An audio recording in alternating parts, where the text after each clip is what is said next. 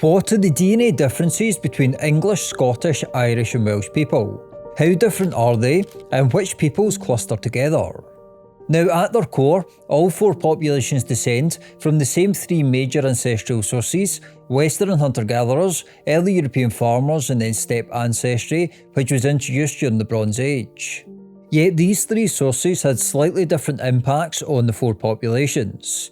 A fascinating paper from 2022, published in Nature, found that between 1000 and 875 BC, early European farmer ancestry increased in southern Britain, i.e. in England and Wales, but not in northern Britain, i.e. in Scotland. This was due to a migration of people who were genetically closest to those from ancient France. And if you look at this table, you can see that early European farmer ancestry is slightly higher in England and Wales, with steppe ancestry a little higher in Scotland and Ireland. So there are small differences in ancient DNA, yet later events had a much greater impact. Now, one of the most fundamental differences in the DNA of these peoples is the impact of the Norse or the Vikings. Although Viking activity affected most populations, its genetic impact varied dramatically by region and by Scandinavian source. Norwegian-derived Vikings had their strongest influence in northern and western Scotland, especially in the northern Isles of Orkney and Shetland, where Norwegian-like ancestry can reach 20 to 25%. In fact, Orkney is generally considered the most genetically distinct region in the whole of the UK. Now, the Hebrides and parts of western and mainland Scotland also show measurable Norse input. Ireland experienced Viking admixture as well, mainly from similar Norwegian sources. This was especially around coastal settlements such as Dublin and Limerick. On average, Scandinavian ancestry in Ireland is modest, around 5 to 7%, but it is widespread. Now, England, on the other hand, was more influenced by Danish Vikings due to the Danelaw period. And if you're wondering, we do know from a massive study on Viking genetics from 2020 that was published in Nature that it is pretty accurate to group the Vikings into three main populations: Norwegian, Swedish and Danish Vikings, corresponding broadly to the modern countries. Now, this Danish impact on England reinforced already existing Germanic ancestry from the Anglo-Saxons, of course. And this overlap can actually make it difficult to disentangle the two sources genetically at times. Yet Wales stands apart out of these four populations, showing the weakest Viking genetic impact by far. But how can we group these four peoples on a genetic level? Well, Western Scotland, Ireland and Wales show the strongest continuity with this Atlantic Celtic genetic profile that was heavily influenced by the Bell-Beaker culture. These regions experienced fewer large-scale migrations after the early medieval period, allowing ancient genetic patterns to persist more clearly. Now, Ireland is the most genetically uniform of the four. Multiple genome-wide studies have found that central aspects of the Irish genome show limited disruption following the Bronze Age, making Ireland one of the best preserved population structures in Europe. Welsh DNA shows a similar pattern. Wales, shielded by geography and located on the western edge of Britain, retains more genetic affinity with the ancient Britons than any other population in the UK. In fact, fine-scale genetic mapping has consistently shown the Welsh clustering closest to the earliest post-Ice Age settlers of Britain. Ancient peoples tended to move west in times of crisis. Now, Western Scotland, particularly Argyll, the Hebrides and the Highlands, align closely with the same Atlantic Celtic profile. These areas share extensive genetic drift with Ireland and Wales, reflecting ancient Gaelic links across the Irish Sea. We know as well that there is a Gaelic corridor between North East Ireland and Western Scotland, which is one of the strongest genetic connections in northwestern Europe. It reflects centuries of movement across the Irish Sea, especially during the early medieval period. This was when the Gaelic kingdom of Dalriada spanned both Ulster and Argyll. Later migrations reinforced this link.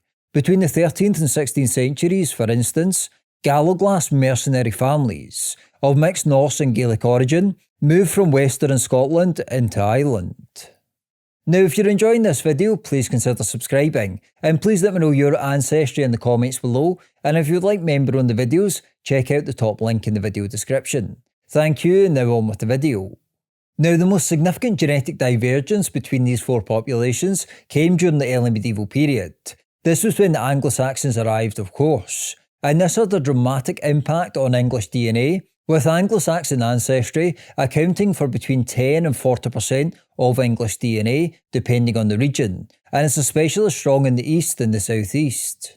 This Anglo-Saxon influence brought significant Germanic ancestry, shifting English DNA closer to populations such as the Dutch, Danes and Northern Germans. Importantly though, this was not a population replacement. It was a process of admixture, even though it was a massive migration event, as a 2022 study in Nature found. Ancient British DNA survived, especially in Western and Northern England, yet England in general became more genetically heterogeneous than its Western neighbours.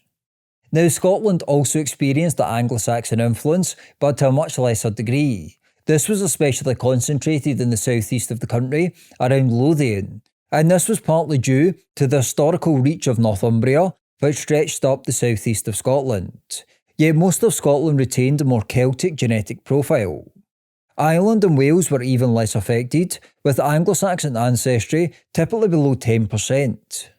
But how has all this influenced disease rates and physical traits? Well, we know that red hair is highest in Scotland and Ireland, followed by Wales, and is a little less common in England, mirroring the distribution of Atlantic Celtic ancestry. Certain genetic conditions also vary. Hemochromatosis is most prevalent in Ireland, for example, followed by Scotland and Wales, and is least common in England. Ireland also has the highest global frequency of cystic fibrosis. These patterns are often attributed to multiple factors, such as founder effects, relative isolation, and possible historical selective advantages. Blood group distributions further reflect this divide, with Ireland showing higher frequencies of blood group O and Rh-negative types than England. But what about DNA haplogroups in the four populations? Well, we know that in Scotland, Ireland and Wales, it is dominated on the Y-DNA side, on the male side, by the Y-DNA haplogroup R1b-L21, as you can see in this map. This is a branch associated with bell-beaker migrations and now strongly linked with Atlantic Celtic populations. Now look at this table. This is a side-by-side comparison of the main Y-DNA haplogroups in the four peoples. England has much higher levels of R1b-U106, which is associated with Germanic ancestry and also linked to Danish Vikings to some degree. It still has a good level of R1b-L21, but much lower than the other three. England also shows a little more diversity in Norse haplogroups like I1 and R1a, as well as other markers.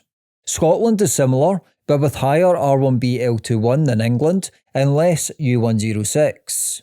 RL21 dominates both Ireland and Wales more, with Wales having more Anglo-Saxon ancestry and Ireland a little more Norse influence. Branches of RL21 also speak to different regions. RM222 is common in the north of Ireland, for example, whereas RL1335 is found more in Scotland. Now on the maternal side, differences are more subtle. All four populations are dominated by mitochondrial haplogroups H and U, reflecting shared Western European ancestry. Wales and Ireland also show slightly higher levels of U5, a lineage linked to Europe's earliest hunter-gatherers, while Scotland shows modest Scandinavian-associated variation in the Northern Isles. Overall, mitochondrial DNA underscores continuity rather than division. So the English, Scottish, Irish and Welsh are united by a shared Bronze Age foundation, yet shaped by different historical trajectories. Ireland and Wales remain more genetically conservative, preserving stronger Atlantic Celtic continuity. Scotland occupies a middle position, blending Gaelic ancestry with regional Norse and Anglo-Saxon influences. And England stands apart as the most genetically mixed. It has been shaped by repeated continental migrations that shifted its genetic profile eastward, yet there are vast regional differences between East and West, with many regions still having a strong Atlantic Celtic profile. But what are the DNA differences between Viking and Celtic DNA? Well, to find out, please click here. Thanks for watching, please subscribe and hit the bell, and let me know your thoughts in the comments below, and I'll see you next time.